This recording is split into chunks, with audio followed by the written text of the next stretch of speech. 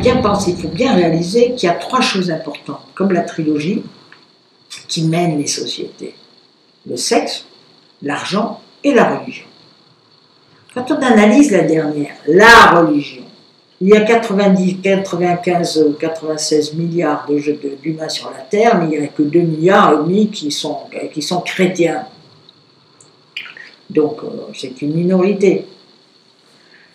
Qu'est-ce qu'une religion? Une approche vis-à-vis de la vie et de la mort, en réalité.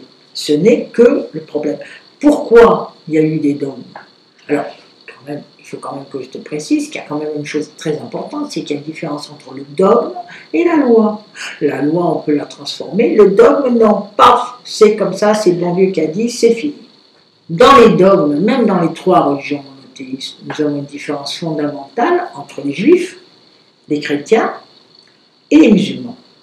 Je ne sais pas pourquoi le christianisme a basé tout sur le mental et a occulté complètement ce qui est corporel. Il ne faut pas se laver, il ne faut pas dire abstraction du corps. On changeait de linge à l'époque tous les samedis. Mais si tu avais tes règles au début de la semaine, tu ne changeais pas de linge. Parce que ça attirait le sang.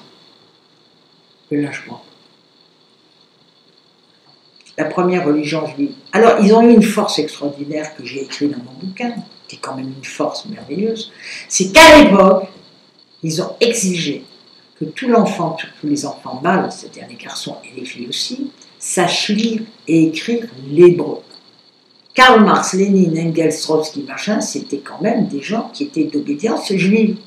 Dans la religion musulmane, qui est la dernière, chaque musulman, chaque fois qu'il fait sa prière 5 fois par jour, il doit se laver tous ses orifices. Dans tous les bistrots du Caire populaire, tu as une canule pour te laver. Donc, si tu veux, ça te donne une relation au corps différent. Halal, on tue un animal halal, c'est-à-dire qu'on l'égorge. Ah bon, et pourquoi on l'égorge? Dans nos campagnes avant, on égorgeait, il n'y avait pas d'abattoir.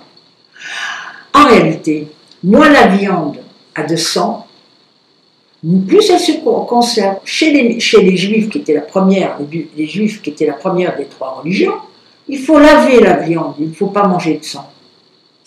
Les témoins de Jéhovah, il ne faut pas faire de transfusion de sang. C'est interdit.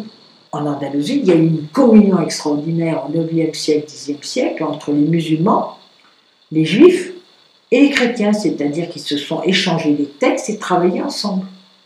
C'est peut-être pour ça que moi, avec mon héritage, j'ai une autre vue de des religions. J'ai une autre approche, tu comprends? Que je critique aucune religion, mais il y a quand même une différence entre les premiers chrétiens qui sont bouffés dans les arènes et le Vatican. Au point de vue pouvoir, au point de vue financier, au point de vue comportement avec les femmes. Donc il faut...